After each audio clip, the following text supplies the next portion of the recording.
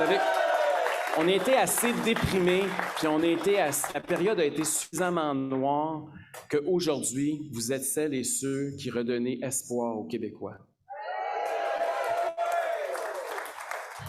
On est la force politique tranquille, presque souterraine, que peu d'observateurs voient venir, même encore aujourd'hui.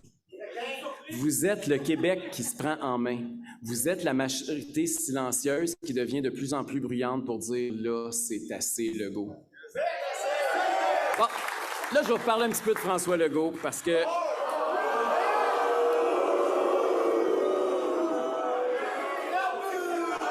il y a 4 ans, il vous a promis, puis il y en a certains des cacus qui ont mordu à la hameçon comme moi, puis quelques-uns d'entre vous ici. Il nous a promis un virage vers un Québec plus efficient, un Québec plus efficace, plus audacieux, un Québec qui développe ses ressources, un Québec plus riche, un Québec plus libre.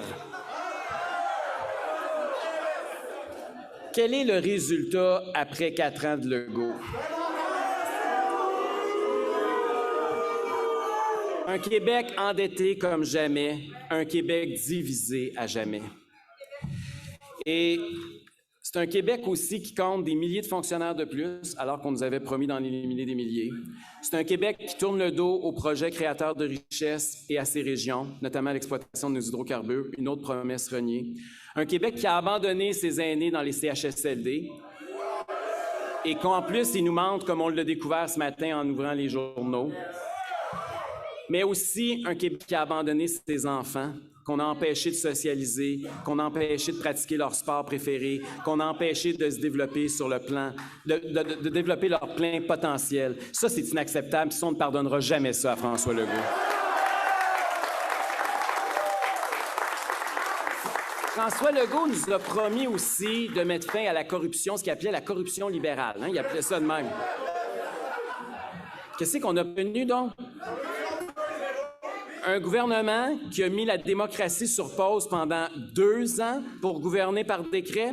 Un gouvernement qui a octroyé 14 milliards de dollars de contrats sans appel d'offres, du jamais vu dans notre histoire. Tout ça sous la direction d'un ministre du Développement économique, Pierre Fitzgibbon, pour ceux qui ne le connaissent pas, qui collectionne les manquements à l'éthique. Il en est rendu à quoi? 4 blancs de la commissaire à l'éthique? Et qui a l'air à considérer que les fonds publics, c'est une espèce de caisse électorale pour la CAQ. François Legault et ses députés de la région nous ont aussi promis, rappelez-vous, un 3e lien à Québec. Eh boy! Je peux vous dire que dans le dernier budget, il y a quelques jours, il n'y avait pas une scène de côté pour le 3e lien. Je peux vous dire qu'il y a des députés de la CAQ de la région de Québec qui ont été élus en nous disant qu'ils mettaient leur siège en jeu si la construction du 3e lien n'était pas commencée avant l'élection. Sont où les démissions? On les attend!